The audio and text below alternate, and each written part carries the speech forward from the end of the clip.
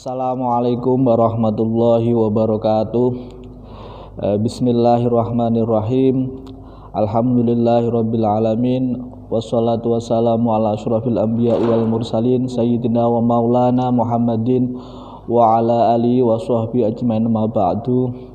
Kepada anak-anakku sekalian kelas 11, semoga kalian semuanya pada kali ini terus dalam keadaan sehat walafiat. Amin amin ya rabbal alamin. Baiklah, untuk materi yang pertama tentang praktek ibadah kelas 11 adalah tentang roh. Jadi kenapa sih kok kita tahu tentang roh, tentang belajar roh? Ini penting kaitannya dengan kaitan erat dengan perawatan jenazah, karena dalam beberapa hadis memang roh ketika orang meninggal itu ternyata rohnya masih merasakan, atau jadi orang meninggal itu ternyata adalah lepasnya roh dari jasad atau badan. Nah, untuk rohnya masih hidup. Nah, oleh karena itu nanti kita akan belajar tentang proses roh, proses perjalanan roh itu ketika sudah wafat itu gimana. Nanti kita akan coba paparkan. Baiklah anak-anakku sekalian, kita tahu bahwa dalam proses kematian itu ternyata dalam sebuah hadis itu diriwayatkan bahwa sebelum orang meninggal itu ternyata malaikat itu berada di samping kepalanya. Ada 2 malaikat di samping kepalanya. Banyak sih memang dalam hadis ternyata kemarin kita pernah melihat salah satu wawancara di Metro TV, ada orang yang mati suri, ternyata ketika diwawancarai dalam KKND ternyata itu proses kematian persis dalam keadaan proses yang diriwayatkan oleh hadis. Jadi kalau kita meyakini bahwasanya proses pelepasnya roh menurut hadis, maka kita nanti akan bisa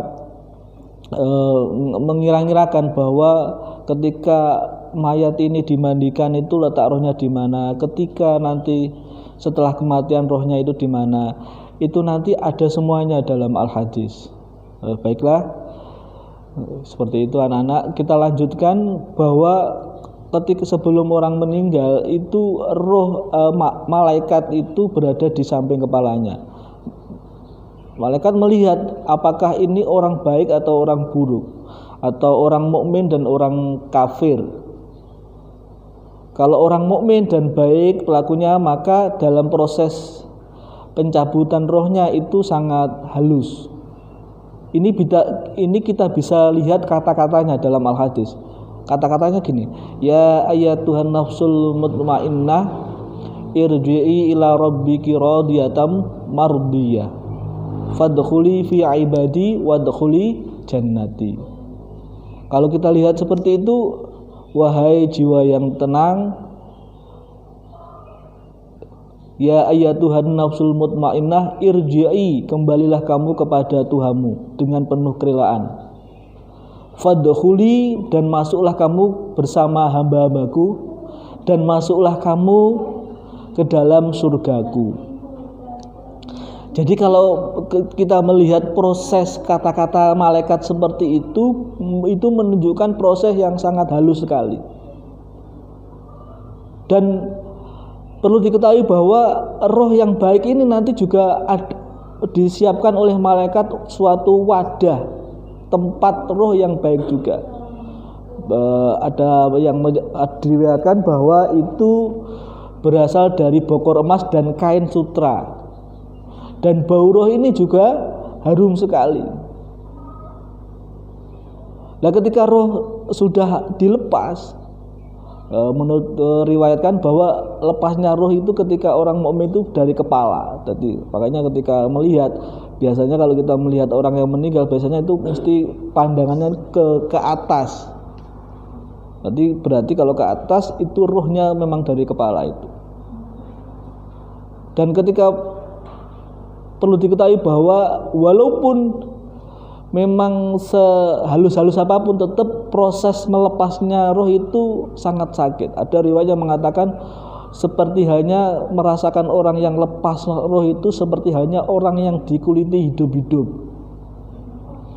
disayat hidup-hidup, rasanya seperti itu minimal. Ada yang mengatakan tetap sakit. Diceritakan juga Kanjeng Nabi sendiri, beliau juga merasakan sakit ketika dilepas roh, apalagi kita seperti itu. Setelah roh itu dilepas lalu langsung diangkat mau ke langit. Ketika melalui proses perjalanan di langit, karena bau roh itu harum, maka malaikat-malaikat lagi sama ngertakne, sama podo ngertakne, podo istilahnya menanyakan, roh siapa ini? Oh, si malaikat penyabut nyawa, oh ini rohnya Fulan bin Fulan. Harum sekali. Sampai langsung roh itu dihadapkan kepada Gusti Allah di arsy. Lalu Gusti Allah dinyatakan, oh roh ini sudah dicatat di Iliyin dan ditunjukkan itu loh sama tempatnya di surga nanti, surga Iliyin. Maka Gusti Allah memerintahkan pada malaikat, wahai malaikat, tolong roh ini dibawa kembali ke bumi karena saya sudah berjanji, minha khalaqnakum wa fiha nu'idukum wa minha nukhrijukum taratan ukhra. Karena proses pembangunan bangkitnya orang mati itu nanti ketika berada dari kuburnya itu sudah memang memang kepastian Gusti Allah. Maka roh ini ketika sudah di atas, sudah tahu tempatnya, lalu dibawa lagi malaikat ke bumi. Di bumi ketika proses jasad mayat itu berada ketika sudah dikuburkan, jadi menepati. Dan ketika ketika dikubur dimasukkan lagi rohnya.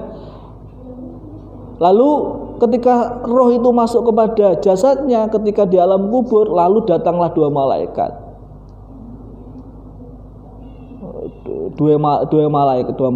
menanyakan, man robuka, madinuka, mayakulu indamanismuhu Muhammad sallallahu alaihi wasallam.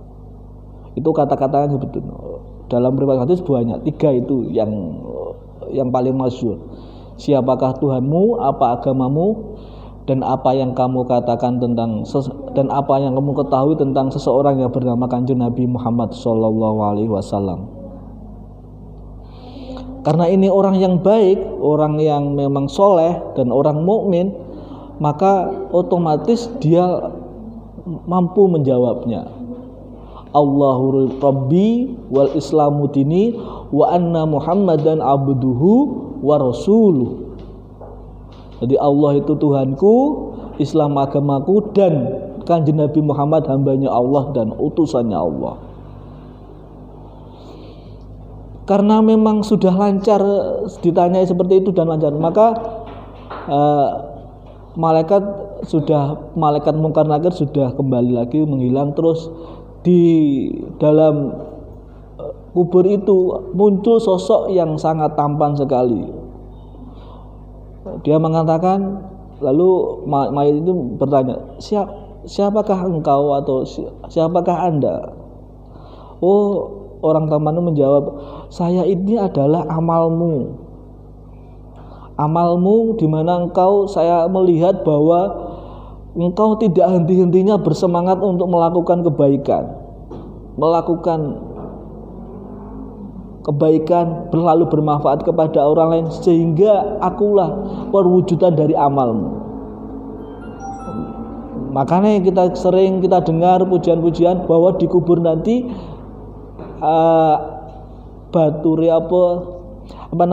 teman kita adalah amal kita sampai di hari kiamat. Dia mengatakan orang yang baik ini rohnya akan bertemu kepada saudara-saudaranya dulu yang telah meninggal. Orang yang dulu pemana ayahnya atau kakeknya langsung. Jadi roh yang baru meninggal ini disambut oleh roh-roh yang sudah lampau dengan seperti hanya orang yang baru datang dari pergi jauh. Gimana kabarnya?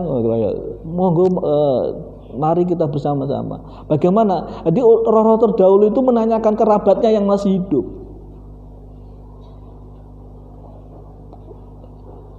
Jadi malah roh-roh yang baik itu malah mengkhawatirkan orang yang masih hidup yang belum tentu apakah dia itu masuk terhadap orang yang beruntung atau enggak.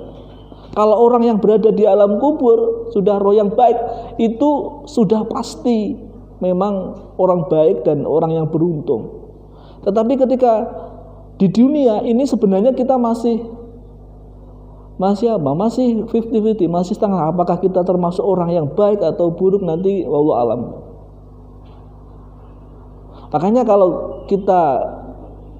Makanya kalau ada orang yang meninggal dan itu adalah orang baik, maka hati kita harus ridho dalam hati, memang itulah jalan dia yang paling baik, dan itu lebih baik daripada hidup yang tidak tentu, yang belum.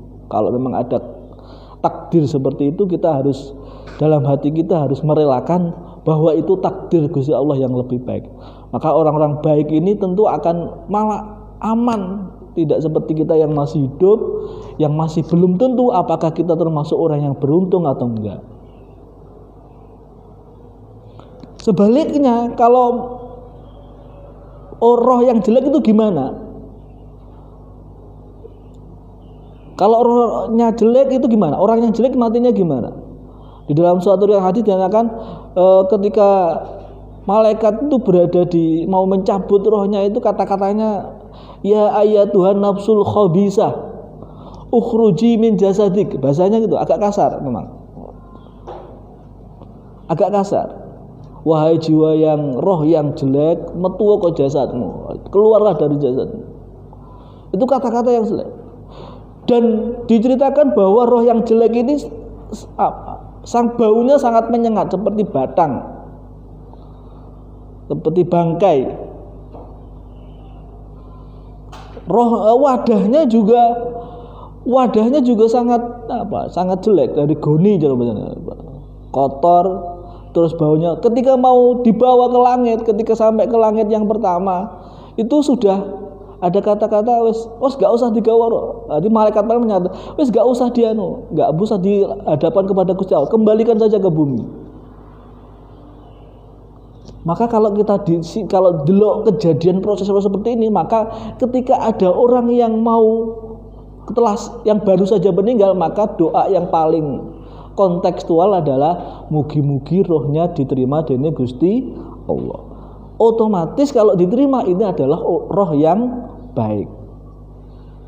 Nah, roh yang tertolak adalah roh-roh orang yang tidak baik, orang yang kafir, orang yang memang banyak istilahnya orang yang istilahnya kita itu orang yang ciloko lah, orang yang tidak beruntung.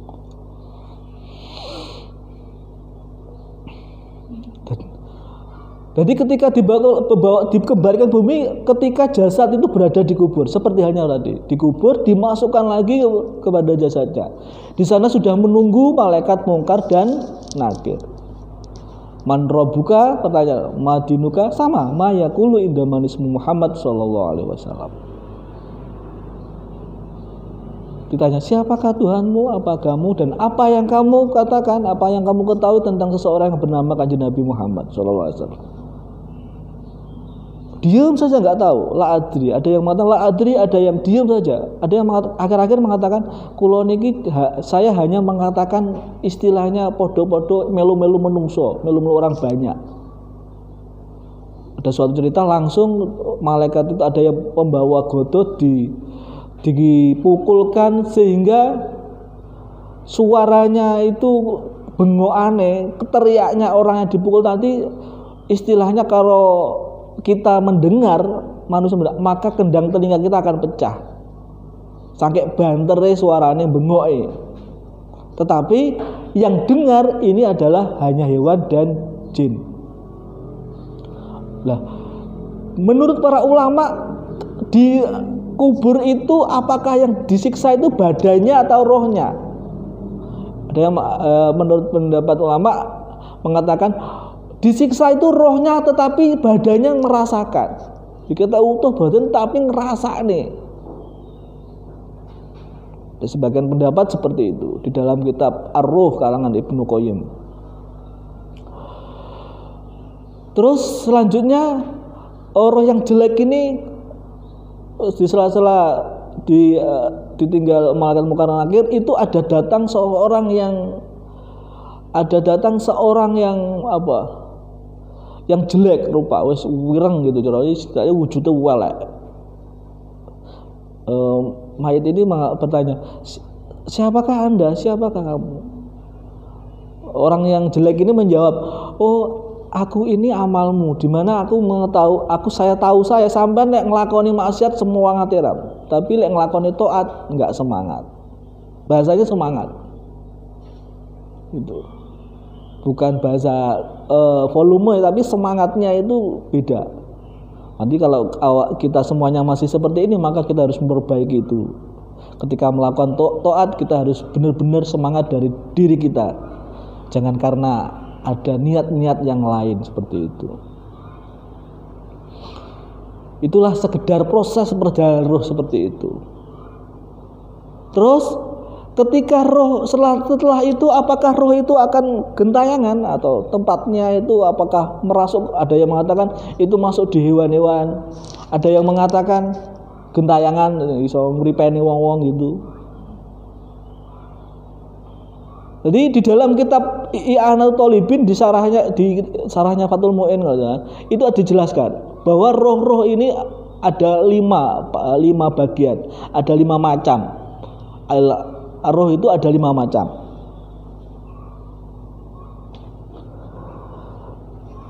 Jadi roh ini ada 5 macam. I'lam anal arwaha ala khamsati aqsamin, 5 macam, 5 bagian. Yang pertama adalah arwahul anbiya, yang kedua wa arwahus syuhada, yang ketiga wa arwahul muti'in, orang yang taat, wa arwahul usati minal mu'minin, arwahnya orang-orang yang suka maksiat tapi orangnya mukmin, dan yang kelima adalah roh-rohnya orang kafir.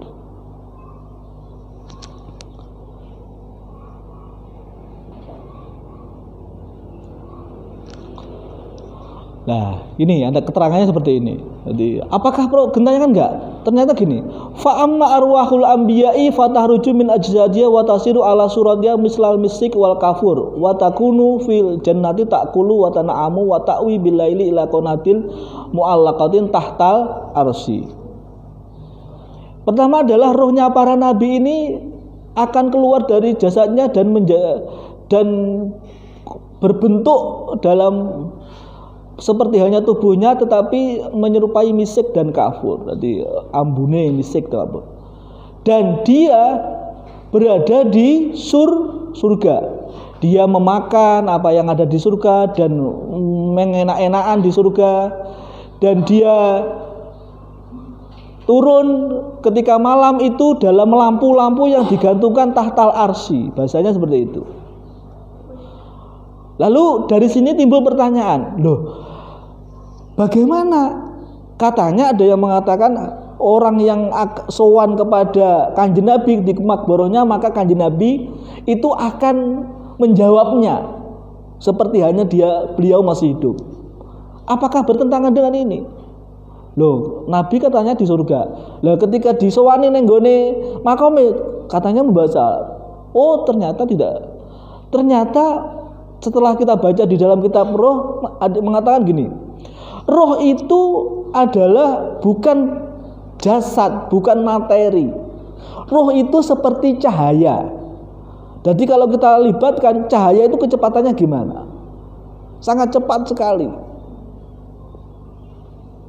Sangat cepat sekali. Maka bisa juga mungkin jasadnya istilahnya jasadnya di bumi, tetapi pancarannya ketika dia bisa lari, bisa masuk ke surga, bisa kembali ke kuburnya cepat sekali. Ada yang mengatakan, riwayat mengatakan bahwa kuburannya orang mukmin itu ada pintu ke surga, sedangkan kuburannya orang kafir itu ada pintu ke neraka. Ini bisa ada sinkronisasi seperti ini. Jadi kalau kita pandang seperti ini yo masuk akal juga gitu loh. Bahwa roh itu orang nabi memang di langit. Tetapi seperti hanya ada lorong hubungan antara pintu ke makbaroh dengan pintu ke surga. Jadi otomatis tidak ada pertentangan antara dua hadis itu. Terus selanjutnya adalah arwahus syuhada. Jadi rohnya orang syahid ini ketika dia keluar dari jasadnya, maka Allah menjadikannya di perut-perutnya burung yang berwarna hijau, di mana burung-burung itu mengitari fi anharil jannah, di sungai-sungainya surga, dan dia makan di buah-buahnya sungai itu dan meminum air sungai itu, dan dia turun ke lampu dari yang dibuat dari emas yang digantungkan di payone di iup-iupe ares, ada seperti itu, ada lampu semacam lampu itu yang terbuat dari emas, dia bergantungan di dalam paruhnya burung itu. Itu seperti halnya diucapkan yang disabdakan oleh Kanjeng Nabi Shallallahu Alaihi Wasallam. Jadi semuanya ini ada hadis Kanjeng Nabi. Jadi orang yang mati syahid seperti itu. Nah sekarang gimana? Amma arwahul muti'ina minal mu'min. Sedangkan rohnya orang yang taat dari orang-orang mukmin, orang yang soleh, taat, para aulia, para kiai yang taat, itu berada di tamannya surga. Tetapi dia, roh itu tidak makan dan tidak menikmati apa yang ada di surga. Tetapi dia cuma hanya melihat saja di surga, hanya dia. Maka kalau kita lihat di doa tahlil ada kata-kata Allahumma ja'alhu qabrahu raudhatan min riyadil jinan wala taj'al qabrahu khufratan min khufarin niron. Jadi idealnya cita-cita kita adalah bahwa kan kita kan bukan nabi, maka termasuk ini cita-citanya awake dhewe Allah. Moga-moga termasuk rohnya, termasuk kita semuanya, termasuk golongannya orang-orang yang taat, sehingga kita bisa menikmati seperti ini. Terus selanjutnya yang keempat, yaitu rohnya orang yang maksiat dari orang-orang mukmin. Ini letaknya di mana? Ini letaknya di antara langit dan bumi atau ning awang-awang.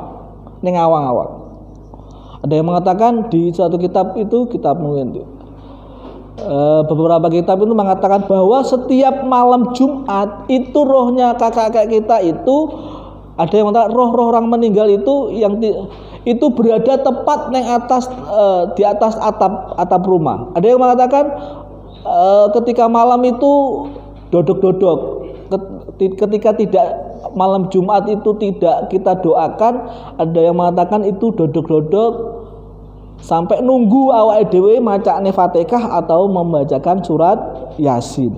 Nah, ketika tidak dibacakan, maka roh-rohnya kakek kita, nenek kita atau orang yang sudah meninggal dari keluarga kita itu akan pulang dengan penuh susah payah sekali. Itu memang ada riwayatnya seperti itu. Makanya kebiasaan kita ketika malam Jumat itu kita biasa tahlil atau membaca surat Yasin. Itu memang ada sinkronnya. Ada sinkronnya dengan ini. Terus sekarang rohnya orang-orang kafir, faya fi ajwafil, dia itu berada di perutnya burung-burung yang berwarna hitam di neraka sijin. Dan neraka sijin itu berada nenggone bawah bumi yang ke-7. Waya mutasilatun bija'adza dia. Sedangkan roh itu digabungkan masih tersambung dengan jasadnya. Dia disiksa rohnya dan dia merasa jasadnya itu merasa sakit, seperti hanya matahari fi langit yang keempat, wa nuruha fil ardi.